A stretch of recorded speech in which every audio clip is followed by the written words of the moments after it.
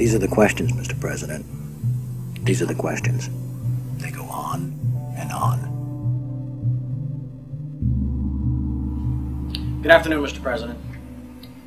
I come to you today representing the families of the victims of September 11th, as well as millions of my fellow Americans.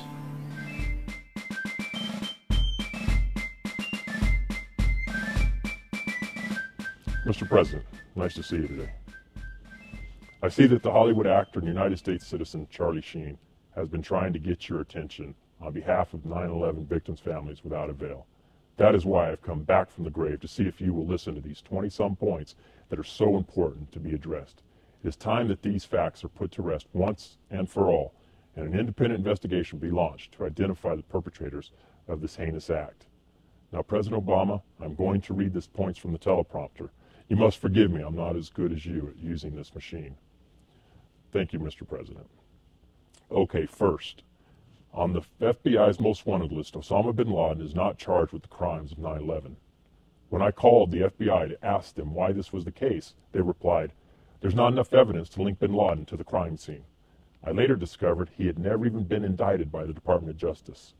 Number two, FBI translator Sybil Emmons was dismissed and gagged by the Department of Justice after she revealed that the government had foreknowledge of plans to attack American citizens using planes and bombs as early as April 2001. Well, we're going to find out. We're going to find out. We don't like to divulge our secrets. Number three, the following is a quote from Mayor Giuliani during an interview on 9/11 with Peter Jennings for ABC News. I went down to the scene and we set up headquarters at 75 Barclay Street, which was right there with the police commissioner, the fire commissioner, the head of emergency management. And we were operating out of there when we were told that the World Trade Center was going to collapse.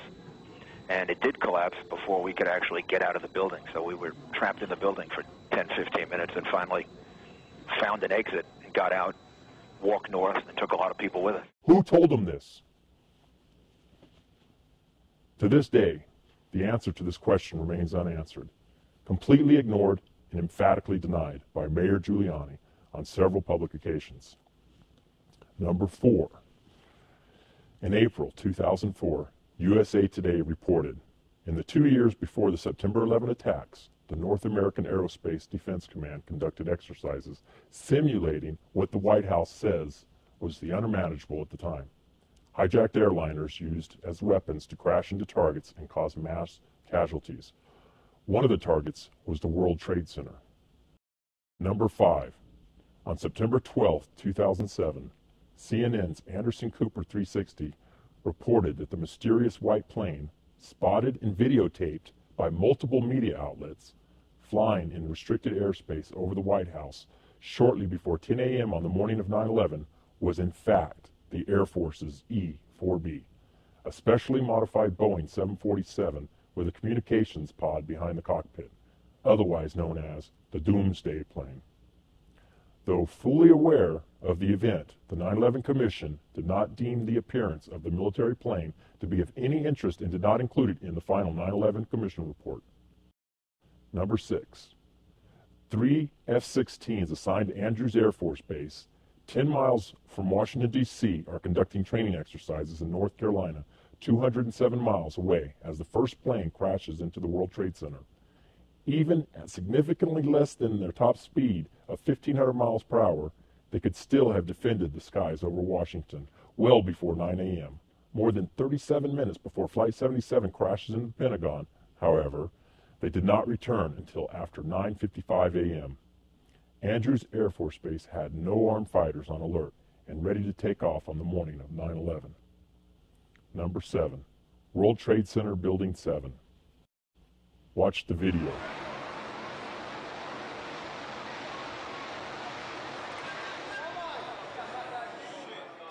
It's gone, man. Number 8, Flight 93 is fourth plane to crash on 9/11 at 10:03 a.m. Vice President Cheney only gives shoot-down order at 10:10 to 10:20 a.m., and this is not communicated to NORAD until 28 minutes after Flight 93 has crashed. Fueling further suspicion on this front is the fact that 3 months before the attacks of 9/11, Dick Cheney usurped control of NORAD and therefore he and no one else on planet Earth had the power to call for military sorties on the hijacked airliners on 9/11. He did not exercise that power. 3 months after 9/11, he relinquished command of NORAD and returned it to military operation. Number 9. Scores of mainstream news outlets reported that the FBI conducted an investigation of at least 5 of the 9/11 hijackers being trained at U.S. military flight schools. Those investigations are now sealed and need to be declassified. Number 10. In 2004, New York firefighters Mike Ballone and Nicholas DeMazzi went public to say they had found the black boxes at the World Trade Center, but were told to keep their mouths shut by FBI agents. Number 11. Hundreds of eyewitnesses, including first responders, fire captains, news reporters, and police, all described multiple explosions in both towers before and during the collapse. Number 12. An astounding video uncovered from the archives shows BBC News correspondent Jane Stanley reporting on the collapse of World Trade Center Building 7 over 20 minutes before it fell at 5:20 p.m. on the afternoon of 9/11. Tapes from earlier BBC broadcast shows news anchors discussing the collapse of World Trade Center 7 a full 26 minutes in advance. The BBC at first claimed that their tapes from 9/11 had been lost before admitting that they made the error of reporting the collapse of World Trade Center 7 before it happened, without adequately explaining how they could have obtained advanced knowledge of the event. In addition, over an hour before the collapse of World Trade Center 7 at 4:10 p.m., CNN's Aaron Brown reported that the building has either collapsed or is collapsing. Number 13. Solicitor General Ted Olson's claim that his wife Barbara Olson called him twice from Flight 77, describing hijackers with box cutters, was a central plank of the official 9/11 story. However, the credibility of the story was completely undermined after Olson kept changing the story about whether his wife used her cell phone or the airplane phone. The technology to enable cell phone calls from high-altitude airline flights was not created until 2004. American Airlines confirmed that Flight 77 was a Boeing 757 and that this plane did not have airplane phones on board. According to the FBI, Barbara Olson attempted to call her husband only once, and the call failed to connect. Therefore, Olson must have been lying when he claimed that he had spoken to his wife from Flight 77. Number 14. The size of a Boeing 757 is approximately 125 feet in width, and yet images of the impact zone at the Pentagon, supposedly caused by the crash, merely show a hole no more than 16 feet in diameter. The engines of the 757 would have punctured a hole bigger than this, never mind the whole plane. Images before the partial collapse of the impact zone showed little real impact damage and a sparse debris field completely inconsistent with crash of a large jetliner, especially when contrasted with other images showing airplane crashes into buildings. Number 15. What is the meaning behind the following quote attributed to Dick Cheney, which came to light during the 9/11 Commission hearings?